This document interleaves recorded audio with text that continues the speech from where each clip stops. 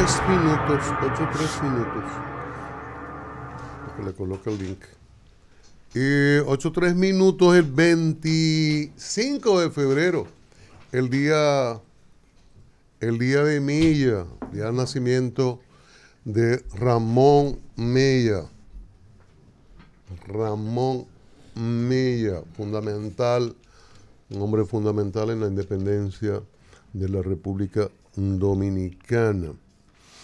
En estos días ha habido muchos temas que tienen que ver con lo constitucional. Recordemos hace semanas el fallo del Tribunal Constitucional con relación a las candidaturas independientes. Traído un mare magnum, los partidos políticos han reaccionado, sobre todo los grandes, de forma muy dura. Hay gente que ha querido hacer juicio político a los miembros del Tribunal Constitucional. Otros han optado por llamarlos a una conversación que es una especie de interpelación, que es la que se hace a los ministros, a funcionarios del Ejecutivo. Pero ha habido inconformidad de parte de los grandes partidos, repito, por las candidaturas independientes.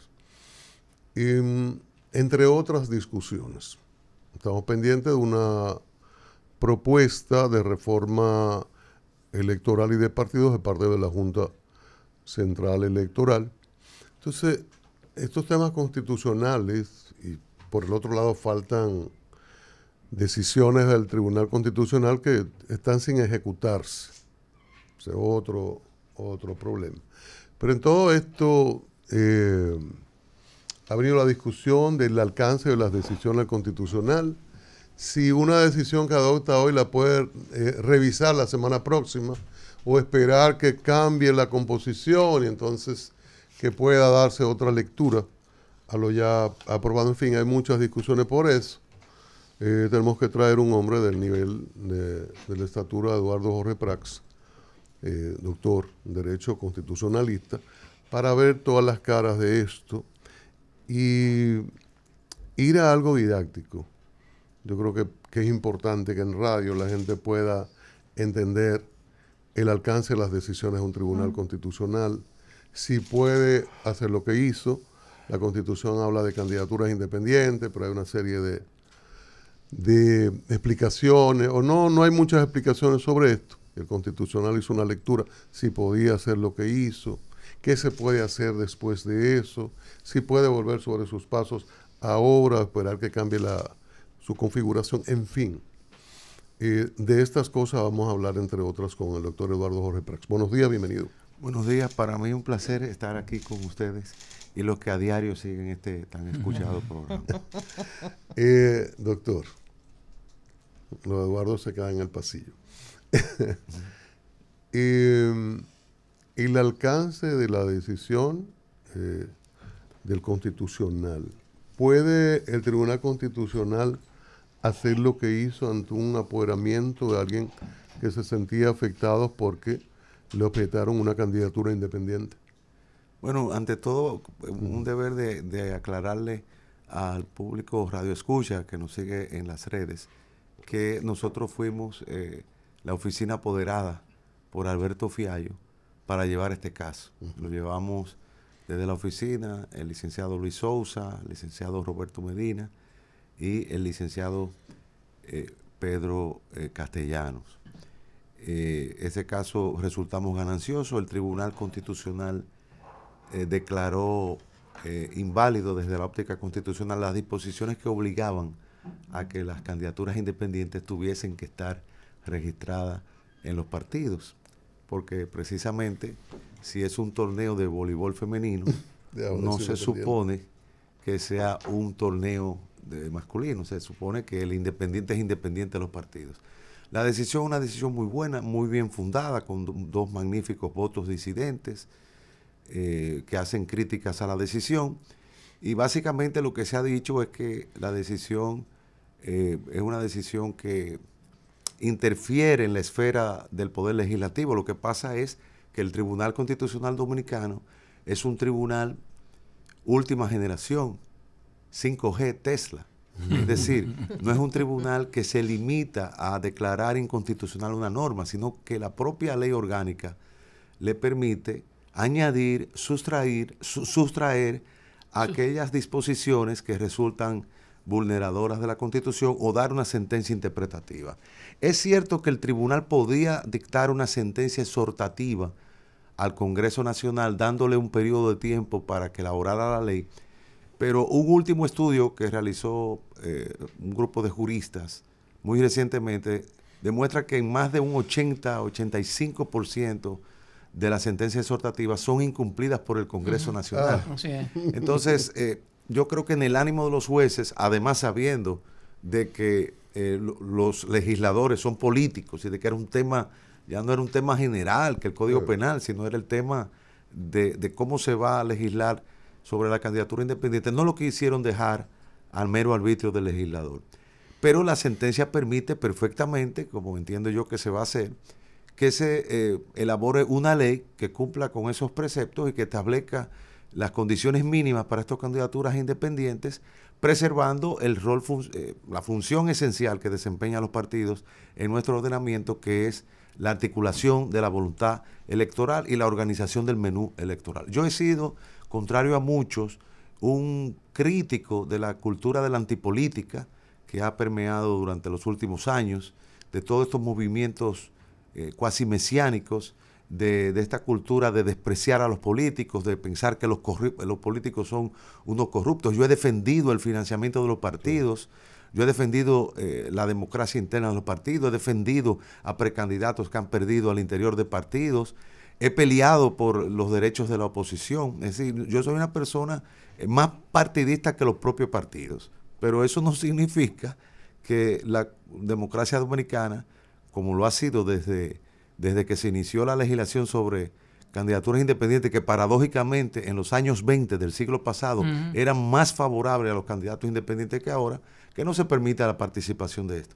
Y anuncio que no va a haber aquí ninguna expansión ni nada. Yo creo que se ha hecho una laraca. Yo creo que hay más deseo de desacreditar al tribunal, porque en realidad, y eso me lo enseñó a mí Peña Gómez, la mejor manera que tienen los partidos de cautivar y seguir convocando con intensidad la atención de los votantes es incorporando candidaturas comunitarias, líderes regionales, etcétera, como lo hacen todos los años los partidos, que van incorporando. Muchos de los que hoy son miembros del PRM, del PLD, fueron en su momento figuras comunitarias y fueron candidaturas independientes. Eso lo seguirán haciendo. No va a pasar nada.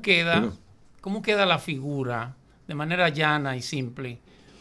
¿Cómo queda la figura del candidato independiente? ¿Cómo me inscribo como candidato independiente? ¿Y cuáles son los requisitos mínimos para yo poder ser candidato independiente? Esa es la función del a vocal de un distrito municipal. Eso lo tiene que establecer el legislador.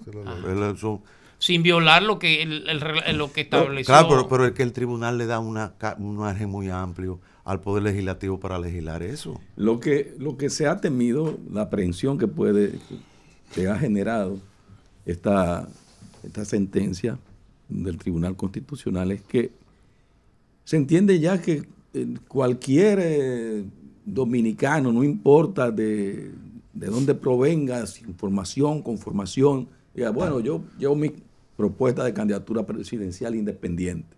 ¿Por qué? Porque hasta ahora eso es lo que se ha visto con esta decisión de la Junta del Tribunal Constitucional. ¿Usted qué entiende de eso? No, el tribunal no en modo alguno dice eso. Se tienen que establecer los requisitos mínimos como son las firmas. Así como se exige para los partidos que se van a crear, que se la ponen en China también, porque aquí no es tan fácil crear un partido. Y qué bueno que no, qué bueno, sí, doctor. Sí, no, pero tampoco aquí no se permite ni participar ni por la vía de los partidos, ni por la vía de los independientes. Yo he trabajado mucho con partidos pequeños. Eso es más fácil tú anular un matrimonio canónico que tú conseguir un partido. Un reconocimiento. Un reconocimiento de un partido. Tú puedes llevar 1 millón de firmas y llevarlos allá uno por uno, con una radiografía del tórax. Te la ponen en China, en la Junta Central Electoral. Eso es lo primero. Entonces, para hacer un partido hay que cumplir unos requisitos, porque es un partido nacional o es un movimiento local, pero para presentar una candidatura para alcalde de un municipio, o para director de un distrito municipal, no se le pueden exigir los mismos requisitos que para un partido. Claro. Entonces, eso lo tiene que hacer el legislador. Y el legislador tiene que sencillamente hacer su ley, consensuarla entre los partidos, porque sería mejor que hubiese una visión común de los partidos, consensuarla en la Junta, que la Junta haga su iniciativa legislativa y punto. Pero no hay un seguro de vida ni líneas aliadas contra la inconstitucionalidad. Es decir, eso se puede impugnar también si se considera que es inconstitucional. Porque ha habido de los partidos cierta manipulación en el sentido de lo que plantea Arias en la pregunta. Entonces yo estoy aquí, yo quiero ser, y como que eso es como llegar a la Junta y ponerse su propia foto. No, se ha manipulado con eso. Eso no es así. Si a los partidos se la ponen en China, Yo yo me imagino lo que harán con los independientes. Sí, pero bueno, la ley tiene que ser la ley. Y como la ley la van a hacer los partidos. No, pero yo entiendo independiente. Que hay un derecho comparado. Claro. Eso, hay modelos y referentes de cómo regular las candidaturas independientes. Yo entiendo que el Congreso tiene que contratar sus expertos electorales porque las candidaturas independientes no implican la modificación del sistema electoral. Eso es lo primero. Que no quieran aprovechar esto para cambiar la fórmula de dos, todas esas locuras que están inventando para quitarle el elemento proporcional y representativo al sistema. Eso hay que dejarlo como está. Tú sabes, Eduardo, que yo tengo la mala impresión. Aquí siempre que se hace una ley, a veces sirve para algo bueno, pero a veces termina dañando lo anterior. Parte de lo que se ha dicho de este tema de los independientes es que tú podrías ser candidato de un partido, perder en ese partido, salir a recoger firmas, obtener un grupo y entonces inscribirte, o más que inscribirte, entonces salir al mercado. ¿Quién me compra? ¿Quién no me compra? ¿Cuánto vale mi candidatura? ¿Cómo la vendo? ¿Cómo se va a evitar todo ese mercado persa que podía generarse en torno a las candidaturas?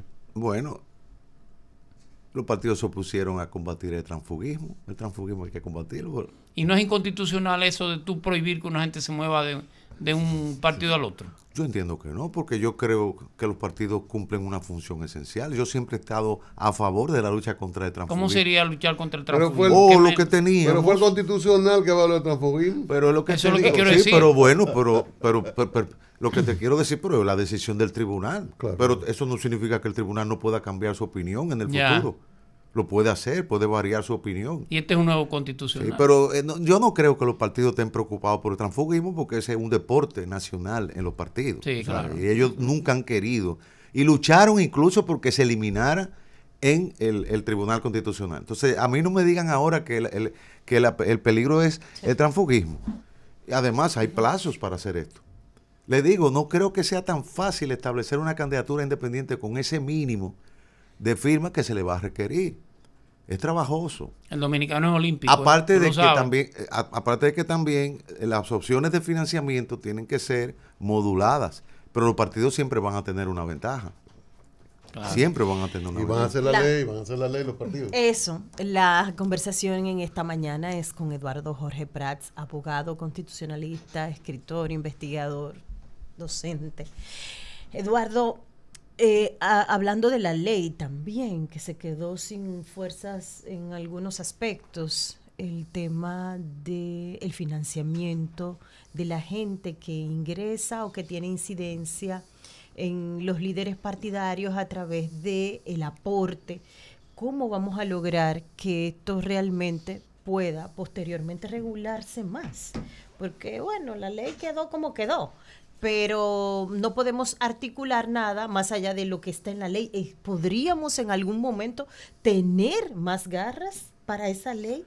Sí, yo creo que debe haber un equilibrio entre el financiamiento público y los aportes privados. Yo entiendo que es importante que haya financiamiento público para todos los partidos en la medida de su participación electoral, pero también debe premiarse fiscalmente los aportes privados transparentados a los partidos. ¿Qué significa premiarse? Exacto, sí. Vamos a ir. Bueno, de que debe de algún modo incentivarse que los partidos respondan a la sociedad y debe ponerse tope al gasto, porque realmente los más interesados en que haya un gasto electoral son los medios de prensa, que son los que más ganan con los espacios, la publicidad exterior y demás.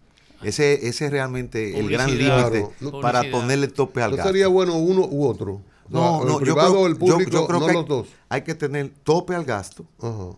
hay que tener libre acceso a los medios de comunicación estatales de todos los partidos, hay que poner límites a los periodos de campaña, hay que fiscalizar, como bien se ha señalado aquí, hay que transparentar y lógicamente esto va a contribuir a que haya más igualdad de oportunidades para todos.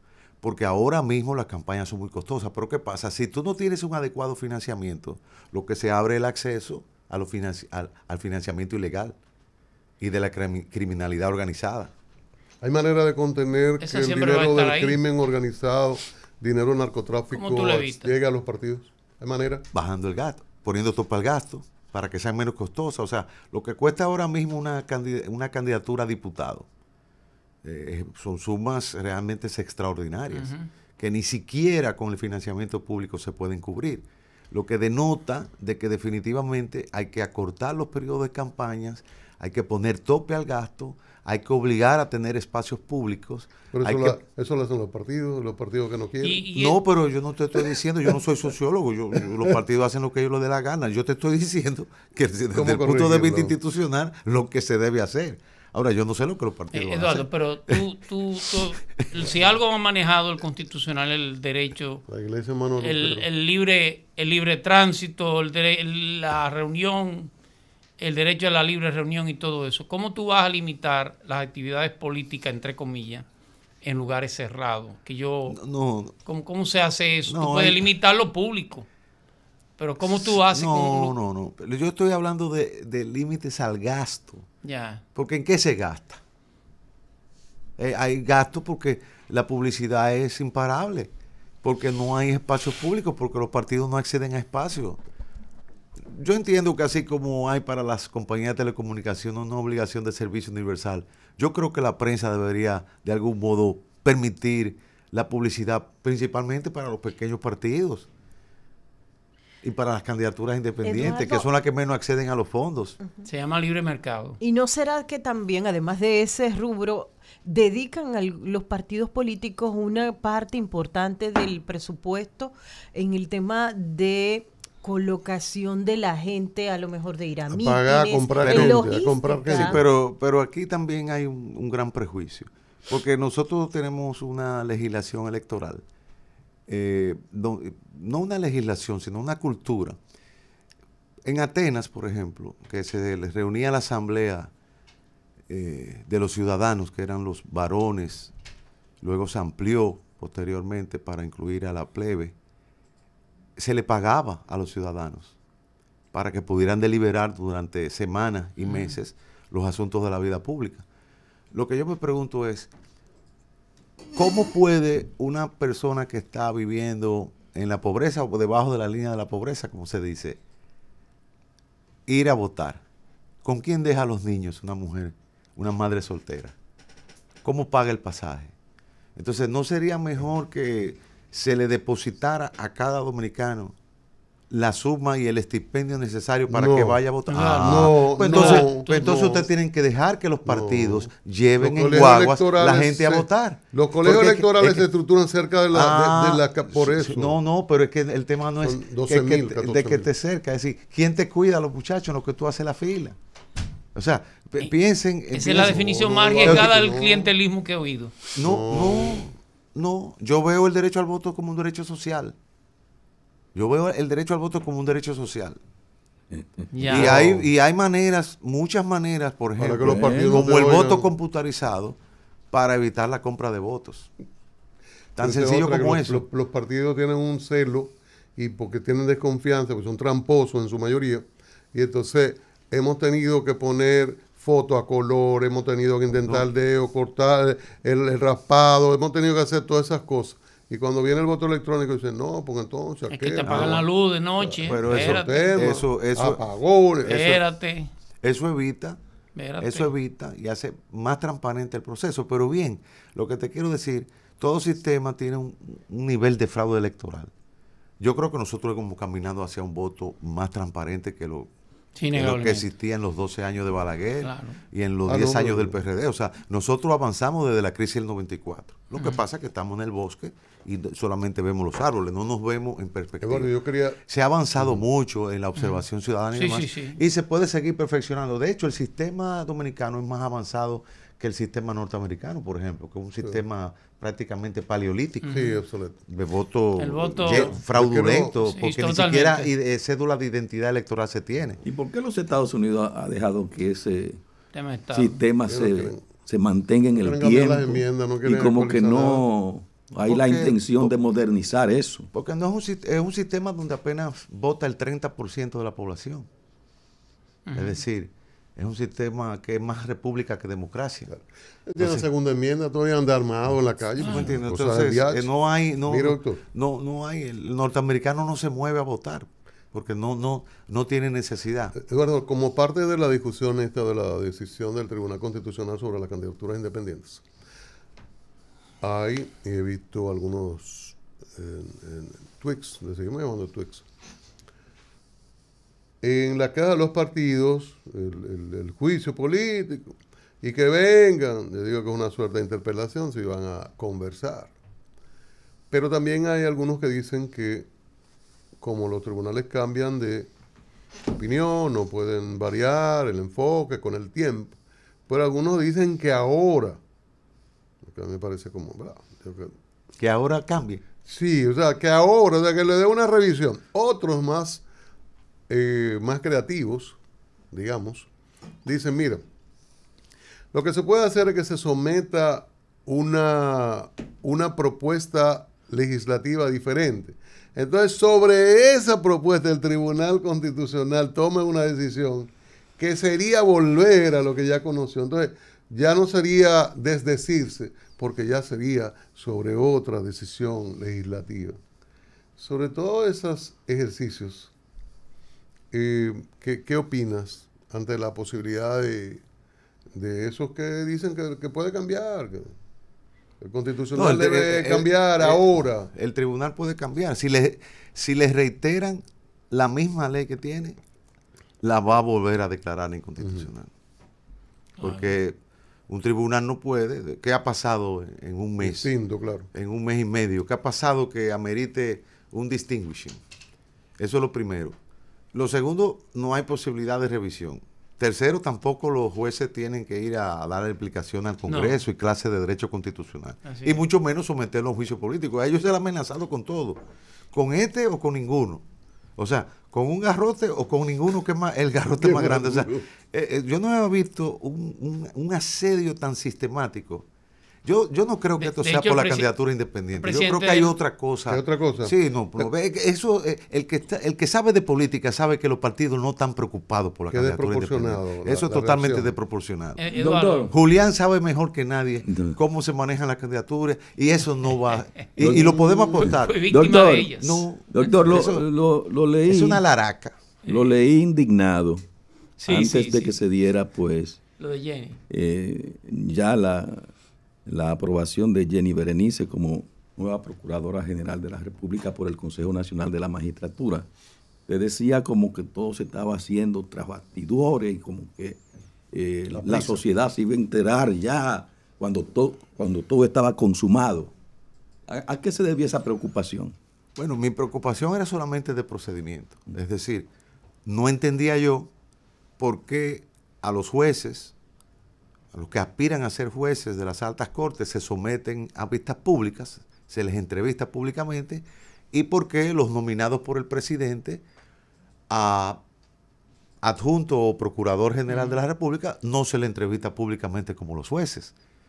Primero, para que la gente vea cuáles son las condiciones, la solvencia profesional, la visión que tienen esos nominados de lo que debe ser el Ministerio Público. Básicamente por los adjuntos, no por Jenny, se supone. No, por los No, dos, es que por todo también el hay que mundo. saber lo que También. ella piensa, El porque procedimiento. yo he visto, por ejemplo, jueces, Milton Ray Guevara desfiló y lo entrevistaron, y desfiló Napoleón Esteves, Jorge el presidente del Subero. tribunal. Entonces yo no veo qué tiene el procurador que no puede, un candidato, un nominado a esa posición, que se le entreviste públicamente. Eso fue lo que yo dije. Y entiendo que eso vulnera Pero- el principio de participación, el principio republicano y el principio deliberativo. Debe poner un contexto, a ver qué usted opina. En aquella decisión, O sea, hay una reforma a la Constitución que varía estas cosas. Entonces, cuando se crea el Consejo de la Magistratura, bueno, se crean los mecanismos de que vamos a hacer esas entrevistas, vamos a hacer esas valoraciones. Ahora, el presidente cede una facultad exclusiva. Sí. Usted podría decir, bueno, es relativa, pero la cede, una facultad exclusiva, de un decreto y se acabó. Y entonces, dentro de la reforma constitucional y esa concesión, bueno, la limita a que yo nomino y me dicen que sí o que no. En el caso de los norteamericanos, ellos tienen una subcomisión en el Senado que hace el interrogatorio. En este caso, era el Consejo de la Magistratura, podría ser la equivalencia. En el caso de los diplomáticos, el presidente nomina y en el Senado de la República le preguntan cosas.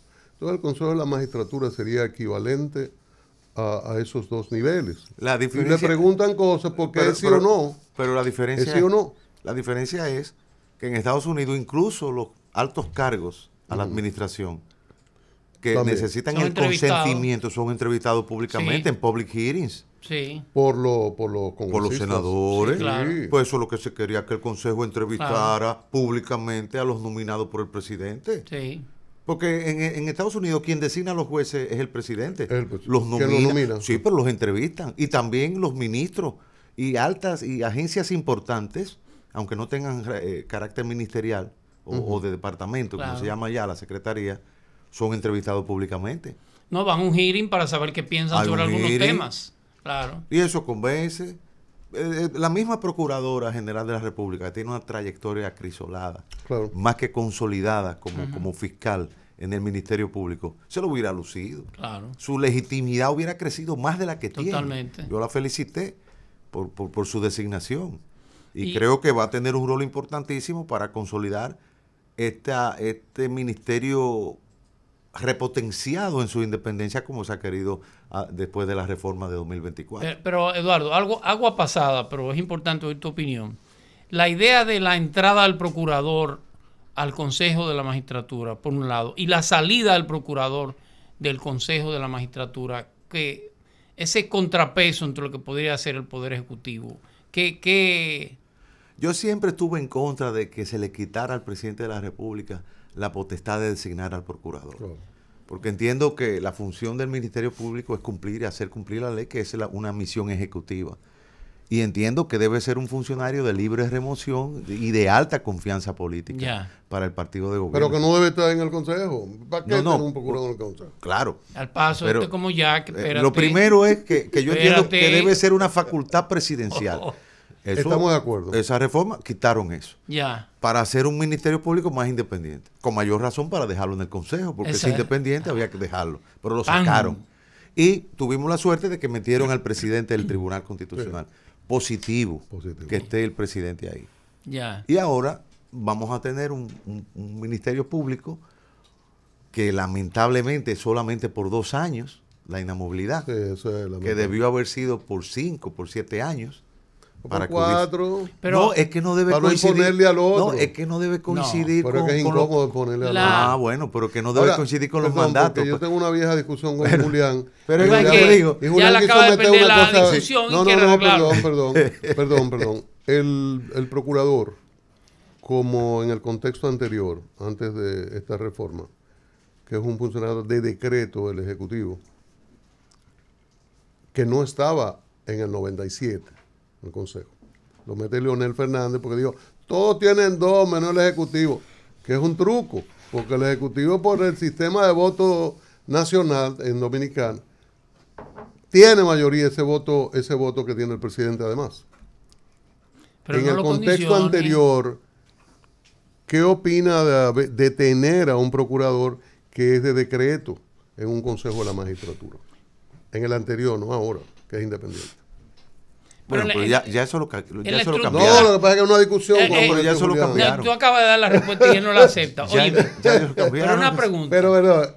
En la estructura constitucional. perdón, porque Leonel Fernández en aquella vez dijo, Qué vaina, ¿eh? quería asegurarse Bueno. ese voto. Él perdió, Pero tú estabas ahí cuando él dijo eso. No, hombre, él no estaba ahí nada. Él quería hacer, él lo dijo. Es que ustedes dicen una cosa. Eduardo. No, perdón, Eduardo. Él lo dijo. Ah, bueno. Eduardo. Sí. Perdón, Julia. Pero No quiera pasar por encima de eso. Esto es Back to the Future. En el 97, como no hay los votos del 96, que es Balaguer, el Frente Patriótico, claro que en el 97 no puede tener mayoría el presidente. Pero a partir del 20, los presidentes, por el sistema dominicano de voto, ya la mayoría. Pero él quería asegurarse y dijo que solo en el Ejecutivo era él. Y había que agregar en equilibrio porque la Suprema tenía 2. Y entonces los otros tenían también, el Congreso, los diputados tenían 2 y los senadores 2. La pregunta es una falsa. ¿Cómo al profesor constitucionalista, ese cambio de sacar al procurador, de meter felizmente al de Tribunal Constitucional, pero cómo cambia eso a la carpintería constitucional de esa visión del contrapeso constitucional de los poderes? ¿Cómo lo altera? Si no lo altera, si lo deja igual. La creación de... ¿Qué es lo que altera? La salida del procurador del Consejo de la Magistratura y la entrada del presidente del Constitucional, uno. Si la pregunta fundamental es, si eso no viene, que es una trayectoria que se ve, debilitando la figura y el poder del presidente y colocándolo en esos órganos constitucionales. ¿Del presidente de la República? Del presidente de la República. Del Poder Ejecutivo, para definirlo así. Pero ahora mismo tenemos al presidente de la República, que preside el Consejo Nacional. Sí, uno.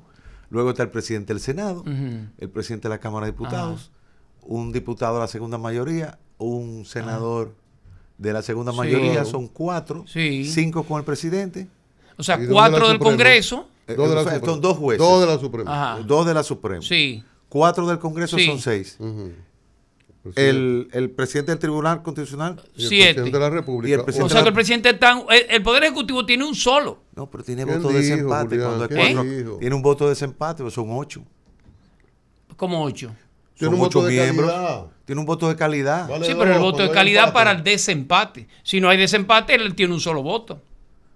Julián, por la estructura de voto, el presidente gana y gana el Congreso. Pero es que realmente todos los órganos... Mira, toda la representación política... ¿Para qué llegó tal esa materia?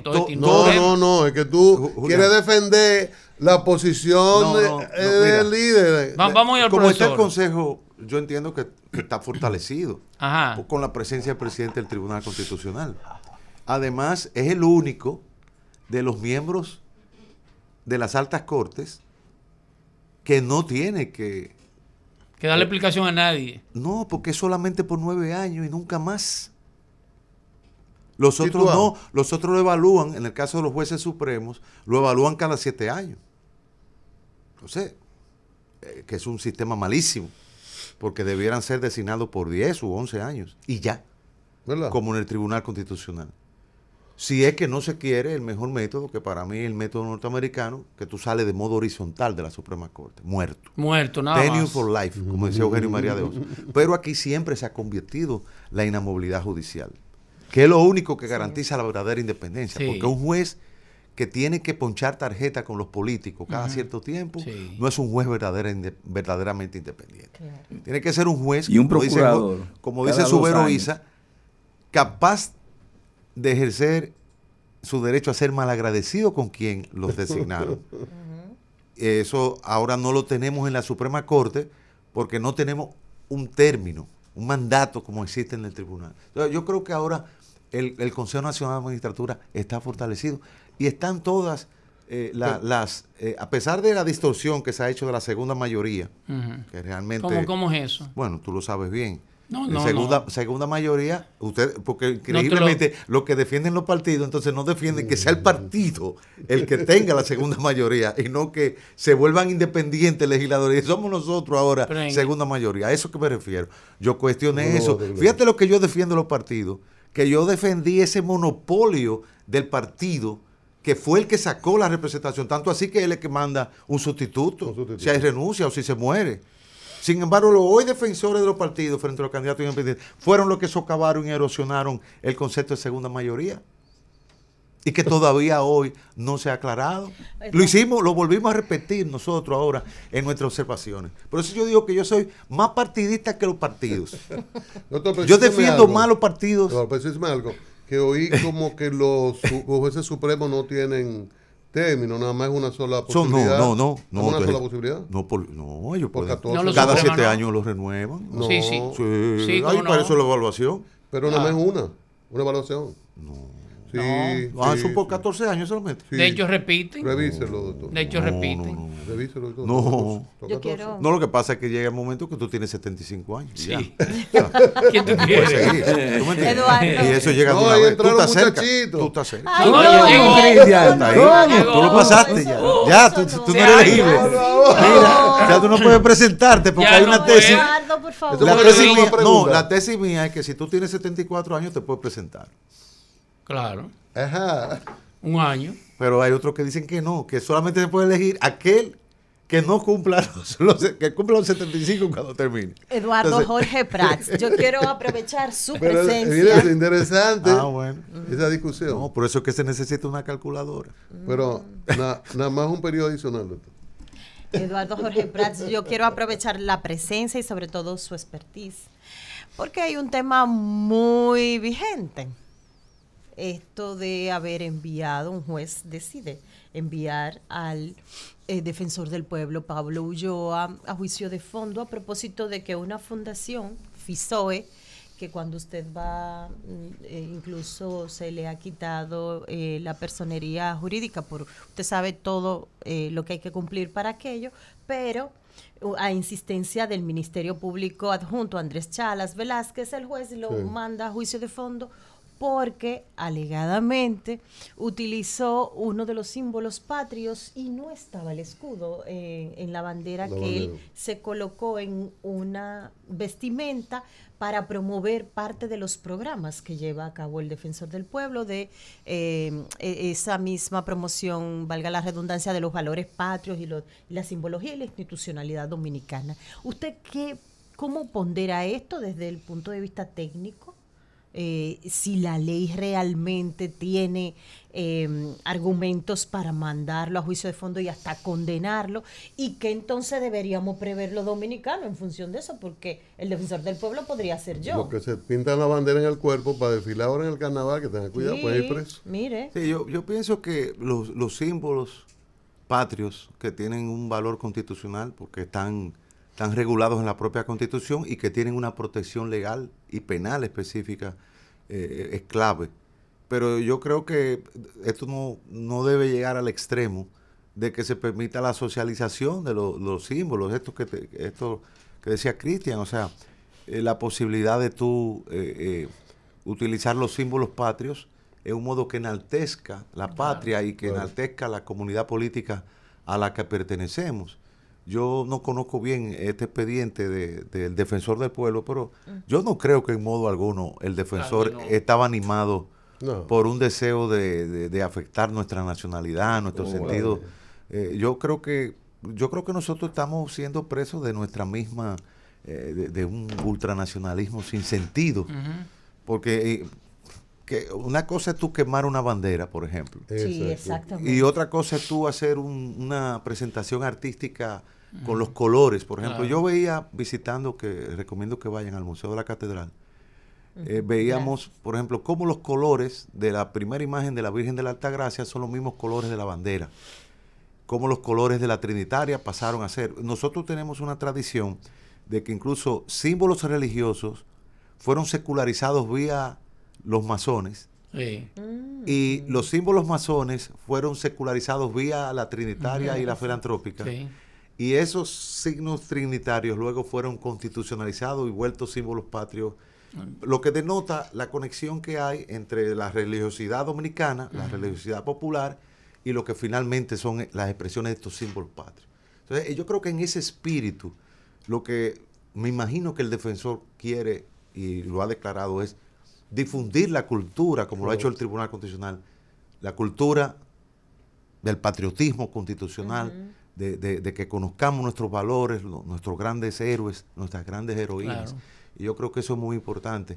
y olvidarse de este panpenalismo, de todo volverlo una criminalización. Yo creo que lo que necesitamos es mucho más educación ciudadana. Por ejemplo, ¿por qué todavía hoy la educación no es un eje, la educación constitucional no es un eje transversal en las escuelas y las universidades como lo exige la propia Constitución? Sí. ¿Cuántas trabas y cuántos obstáculos se le ha puesto a nivel de las universidades, a nivel de los colegios, a nivel de los ministerios, a esta educación constitucional? ¿Por qué eso? Porque Milton Wright firmó con todos los ministros de educación para que se cumpla la Constitución. Pero no pudo. Prácticamente tiene que hacer pero mínimamente en las universidades. Prenderse el fuego porque no logró avanzar. Debe de darse en las universidades. El presidente del Tribunal Constitucional y todo el Pleno está comprometido con hacer esto realidad. Y lo mismo el ministro de Educación. Sí, me imagino que sí. Luis Miguel de Can, que lo declaró. Sí. Eso es más importante que andar persiguiendo comunicadores, funcionarios, personas por una supuesta violación de estos símbolos. Tú mencionaste el tribunal y la categoría del órgano constitucional. Sin embargo, tradicionalmente desde el propio nacimiento del Tribunal Constitucional se han emitido decenas de sentencias sin cumplimiento ninguno. El Estado no las cumple. ¿Cuál es la consecuencia? Inclusive el tribunal creó una comisión para eso. ¿Cuál es la consecuencia de no cumplir con una decisión constitucional? Pregunto. Para el Estado, ¿cuál es? Está la oficina de seguimiento Ajá. al cumplimiento de las sentencias. Pero a final de cuentas, lo más importante es que tengamos una cultura de cumplimiento, no de Pero el propio Estado la incumple. No, una cultura de cumplimiento. Sí. De cumplimiento de las sentencias. O sea, y eso no es el ejemplo. Por ejemplo, ¿cuántas decisiones hay condenando en daños y perjuicios al Estado en responsabilidad patrimonial? Cientos. ¿Y de quién es deber pagar esas sumas de dinero? El Estado. Poder Ejecutivo, el Ministro de Hacienda. Incluso hay un mecanismo de inscripción en el presupuesto. Sí, 86-11. ¿Qué yo te digo? Pero hay un mecanismo procesal, perdóname, ¿hay alguna forma procesal de obligar al Estado a cumplir las sentencias constitucionales? Las decisiones que tienen condenación monetaria pueden ser inscritas en el presupuesto. Hay un procedimiento normado en la ley. Sí. Pero otras decisiones que son incumplidas, que no son de esa naturaleza, sino que es una mera inconstitucionalidad. ¿Cómo? Y ya hablaste del Congreso. El Congreso hay cientos de sentencias ordenando. Claro, a menos que tú hagas una infracción dentro del Código Penal que se llame desacato. Desacato jurídico. Ya. Desacato a las decisiones del Poder Jurisdiccional, tanto del Poder Judicial, del Tribunal Constitucional y del Tribunal Superior Electoral. A propósito de eso, doctor, nosotros tenemos prácticamente 100 o nos acercamos a 100 son desacatos del Poder Ejecutivo de sentencias del Tribunal Constitucional. Eso se va a mantener así, nosotros vamos a mantener esa práctica. Bueno, eso el ejemplo. No ha cambiado mucho entonces de Balaguer para acá. El ejemplo comienza desde arriba. A Balaguer se le criticaba que no cumplía la sentencia. Tiene que haber una cultura. No venga a meter de contrabando. No, porque tengo que. Una semidictadura. Tiene un antibalagrismo enfermo. No venga a meterla en contrabando, Julián. Eduardo, no ha cambiado mucho. ¿Cómo que no ha si el Estado no cumple la sentencia, ha cambiado la misma sustancialmente. No ha cambiado sustancialmente. De hecho, antes, por ejemplo, antes los tribunales no condenaban al Estado en responsabilidad patrimonial. No. Es en los últimos 10 años que se ha desarrollado y que los ciudadanos han comenzado a demandar, incluso por fallos judiciales. Y yo creo que eso es positivo. A propósito, Eduardo Jorge Prats, escritor, abogado, constitucionalista, docente, escribe, hace todo. El director de la Escuela de Derecho de la Pontificia Universidad Católica. Antiguo, sí. Sí, claro. Pero es lo que me llevó para allá. Fue y se destaca todo ese trabajo. Eduardo, en función de lo que comenta de que no se ha cumplido con lo estipulado constitucionalmente, de poder fortalecer el tema de la educación en nuestro ciudadano, con este ciudadano que ni siquiera puede conocer lo que son sus derechos, y con el Defensor del Pueblo confirmé muchísimas cosas. En los comentarios de las noticias publicadas en redes sociales, la gente, sí, hombre, que lo cancelen total, es una botella. Yo quiero, ustedes leen esos comentarios y se dan cuenta de la calidad del pensamiento y sobre todo de que la mayoría de la gente está muy alejada de lo que es el Defensor del Pueblo, cómo llega ahí, cómo se nombra, todo. Entonces, no estamos empoderados nosotros a nivel de ciudadanía. Y con esta ciudadanía, ¿qué vamos a lograr con la democracia? ¿Cómo vamos a avanzar en esta democracia? Bueno, la democracia se construye todos los días. Fíjense la situación. Uno de los países que ha experimentado mayor retroceso democrático es Estados Unidos. Innegablemente. Ahora mismo hay una purga en la carrera administrativa. Ya. Hay una demolición de todos los organismos reguladores y agencias independientes. Ahora mismo el presidente ha suspendido la aplicación de la ley que prohíbe la corrupción de los funcionarios extranjeros. Esto le llaman a algunos Make Corruption Great Again. Hagamos la corrupción grande de nuevo. De nuevo. Es decir, ya, o sea, cuando tú ves ese conjunto de decisiones, tú te das cuenta de que nosotros vivimos en un oasis. ¿Por qué? Un oasis institucional. ¿Por qué? Porque mal que bien, en la República Dominicana los partidos siguen convocando con gran intensidad la adhesión de sus militantes y simpatizantes, aunque haya un tercio que son indecisos, que no se inclinan por ningún partido. Segundo, porque hemos tenido elección cada 4 años desde 1966, con mayor transparencia electoral desde 1994. Desde el 78 tenemos siempre oposición en el Congreso. Desde 1994 comenzamos a construir un poder judicial independiente.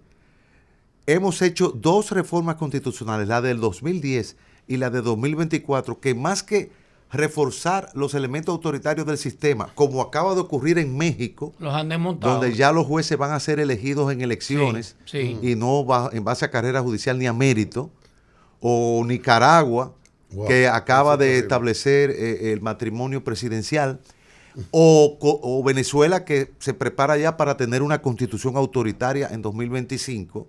Nosotros hemos hecho una reforma para establecer que la prohibición de la reelección presidencial, más allá de de 2 mandatos y nunca más, forma parte del núcleo duro irreformable. Y un presidente que ha propulsado, desprendiéndose de una facultad, un ministerio público independiente. ¿Cómo eso es irreformable? Explíqueme eso. No vamos a entrar en la famosa discusión de cómo se hizo y demás, pero lo que movió esta reforma es que ese elemento de que no se pueda establecer un modelo de elección presidencial diferente al que está ahí, que eso es intocable, forma parte de la cláusula de intangibilidad. Eso es, digamos, para que nosotros veamos dónde estamos. Es decir, nosotros tenemos ahora mismo que ser nuestro propio referente, porque no podemos mirar a Estados Unidos, a nuestro patio. Entonces nosotros tenemos... Nosotros, por ejemplo, ahora mismo no podemos... El presidente Abinader no puede decir, no vamos a aplicar la ley anticorrupción porque Estados Unidos no lo podemos hacer. No. ¿Por qué? Porque el pueblo dominicano está comprometido en su gran mayoría contra la corrupción, porque la sufre, y la sufren principalmente los más pobres, que tienen que pagar sobornos por servicios esenciales para acceder a bienes sociales básicos. Y lo sufre la clase media y lo sufre el empresariado que actúa pegado a ciertas normas. Entonces nosotros tenemos que ser nuestros referentes. Yo no quiero llenar de pesimismo. La gente a veces piensa que uno es una crítica y como que uno está desencantado. No, este es el mejor sistema. La democracia es el mejor sistema. No hay otro mejor. El peor. Salvo todos los demás. Salvo todos los demás, como decía Winston Churchill. O sea, claro. Entonces, verdad, eso es así. para aquellos que vivimos la democradura o dictablanda de Balaguer, esto es un oasis. Totalmente. Quizás los millennials, no somos llaman la nueva generación ahora, no vivieron aquello. No saben lo que era el temor de las madres de que sus hijos no llegaran a su casa, la muerte de los líderes barriales, porque la represión alcanzó no en solamente tiempo de Balaguer, partido, 12 años. a toda una juventud. 12 años, Julián. Fueron 12 años. Claro. Atroces. Claro, duros. claro. Entonces, eso siempre hay que recordarlo y decir, bueno, podemos más. Y por ejemplo, esto de la candidatura independiente, esos partidos pueden perfectamente ponerse de acuerdo con una regulación que cumpla. Ojalá lo hagan bien. Y tienen sus asesores. Ojalá Los lo hagan mejores bien. asesores lo tienen. Sí, pero- Ahora, si pero- cada legislador se cree que es un Joriú, un Juan Manuel Pellerán, sin haber incluso estudiado Derecho, o, Que eso es lo que pasa o siempre. haberlo estudiado la carrera. Que eso es lo que pasa. Entonces, si es así, pero tienen unos super abogados. Por ejemplo, la Fuerza del Pueblo te tiene a ti. Ay, ay, Por ejemplo. Y ay. le pegó con fuerza. No, no fue una ¿Qué denuncia dice? porque tú no lo Gracias niegas. por el elogio. No, y así. No, hay una Eh. cantera de abogados excelentes que pueden asesorar al Sí. Congreso sin obligar a un juicio político, Sí, hombre. ni a entrevistas de que ¿qué ustedes van a hacer si yo les mando esta ley? Esa consulta no se No, hace. no. Para irnos, tenemos esas fortalezas democráticas y hemos avanzado mucho. Realmente es muy importante. Ahora, hay un aspecto que yo siempre he criticado, tenemos una verdadera independencia de los órganos, Tribunal Constitucional, Suprema, el Congreso no, Junta Central Electoral, cuando el presupuesto lo manda al Ejecutivo, cada órgano extrapoder y uno de los poderes públicos como el Poder Judicial dice, mira, yo necesito 200 millones y esto para esto. Sin embargo, el que manda el presupuesto le dice, no, con 80. Claro. Quizá yo te pueda, si te falta, yo te puedo dar algo, como ocurrió en medio de un proceso electoral Se lo hicieron a los que, partidos. sí, que la Junta, por ejemplo, dijo, Eso lo peleé necesito yo 3.500 con los millones. partidos. Y creo que era el gobierno de Danilo, le dijo, no, eso no. Pero si te hace falta, yo te ayudo. Entonces, un competidor define cuánto debe manejar el árbitro, Claro. cuánto debe No. manejar el constitucional. ¿Cuándo y que cuánto? que ¿Cuánto y verifica- cuándo? Es el constitucional que verifica la legalidad de decretos, entre otras cosas. Entonces, realmente es purita democracia cuando el Ejecutivo es que lo define todo, salvo con el Congreso, que haya una negociación y vemos, yo te apruebo, pero súmeme aquí, salvo el Congreso, pero después todo el mundo está preso, esperando lo que define el legislativo. Entonces, si usted no tiene, aunque constitucionalmente le conceden al constitucional y a otros poder y extrapoder, independencia financiera, funcional, administrativa y todo eso, pero la tal financiera no existe. Eso es muy importante. Por ejemplo, uno de los poderes que menos recursos tiene, aparte del Poder Judicial y del Tribunal Constitucional y del Ministerio Público, que ha tenido, si se quiere, hasta un deterioro en términos relativos, es el propio Congreso. Sí. Porque el Congreso, la gente solamente piensa en los legisladores, el barrilito. Y yo siempre hago una anécdota. Cuando yo era director ejecutivo de Finjus, todavía me duele la espalda de lo que trabajé ahí, con fondos locales, con fondos dominicanos. ¿Por qué subrayado? Sí, Sí. sí, ¿Por qué Sí, no, subrayado? con Ah, no vamos a Con criticar. Claro, porque Sí, es lo que no, tú no sí, dices. y usamos fondos de la USAID para crear la defensa pública. Claro. Antes de que fuera Claro, Pero venga claro, acá. claro. Sí. Exactamente. Ok, seguimos. Traje con fondos del grupo León Jiménez un programa que se llamaba Transparencia Presupuestaria para trabajar en que más empresas pagaran impuestos. Era un momento que León Jiménez tenía El monstruo. realmente Sí, todo sí, el peso sí. fiscal Creo que era sobre, 24% Cervecería, sobre todo. la cerveza y el cigarrillo Claro. en ese momento. 24%. Y ellos financiaron ese proyecto y nosotros trajimos, por ejemplo, a León Panetta, que fue Sí, sí. jefe de gabinete de No, Clinton. creo que me lo Clinton hacía. Fue también director. Fue director de la CIA. Pero cuando él vino todavía no era director de la Sí. CIA, o sea que no me firmó como Estaba en agente. Clinton. Tío Vino Panetta. cuando había ocupado esa Sí, posición sí, de- sí. Y yo le pregunté, ¿cuál es el secreto de la transparencia y la rendición de cuentas en Estados Unidos? Me dice, la oficina del Congreso. La oficina del Congreso es como una especie de ministerio de Hacienda. Ujú. La contraparte. Si, En el si el, papel si el existe tesoro, si el tesoro allá tiene 500 funcionarios, el Congreso aquí tiene 500 funcionarios para discutir presupuesto, para discutir las asignaciones, para poder controlar la ejecución del gasto. Ya. Entonces, el Congreso necesita fuera de esos legisladores, un edificio de 15 pisos con 1,000 funcionarios trabajando en el control del poder real, ejecutivo. ¿verdad? Porque ahora No, tiene control, pero no lo ejerce. Pero es que no tiene, porque solamente lo vemos como redactor de leyes. Ok, no. La Constitución de 2010 delineó claramente lo que eran sus funciones de control y rendición de cuentas. Yo creo que eso del fortalecimiento del Congreso, Hace creo que falta. solamente lo pensó en su momento Milagro Ortiz Bosch, Pero eso es cuando fue genial. senadora y hablaba mucho de eso. Yo creo que ese es uno de los puntos más importantes. Sí. Porque la función del Congreso no es solamente hacer leyes, sino también Fiscalizar. controlar. Tú has dado un punto. Ahora, yo sé que ustedes ya me están despidiendo. Y máxime con todo este café que me han dado, que lo que agradezco. Vamos a hablar más, ¿eh? Sí, Es pero una bien. clasecita importante. Ustedes protegen al productor nacional. Yo quiero decirle lo siguiente. En una democracia no bastan las leyes, no bastan las instituciones. Es importante las personas. Claro. Fíjense cómo una persona en Estados Unidos en mes y medio ha desmontado todo un Estado democrático y de derecho. De 200 años. Entonces, demos gracias a Dios, a Jesús, a la Virgen de la Altagracia, al Espíritu Santo y todos los santos, por tener líderes políticos como los que hemos tenido. Con sus virtudes y sus defectos. Cierto. Porque ninguno de esos líderes sería capaz de hacer una 10ª parte de lo que está haciendo el presidente Trump en los Estados Unidos. Y por eso que nosotros tenemos que apostar a nosotros. Y tenemos que apostar al Escogido, al Licey, a las Estrellas, a los Gigantes del Cibao y a las nuevas franquicias que vengan, porque la democracia se construye con partidos, con participación política, con participación ciudadana en el gran sentido, con prensa libre, con prensa libre, con educación constitucional, con valores compartidos. Y eso yo creo que es lo más importante. La prensa es un poder. Total. La prensa es un poder porque ustedes están todo el tiempo en contraste, en posiciones diferentes. Sí.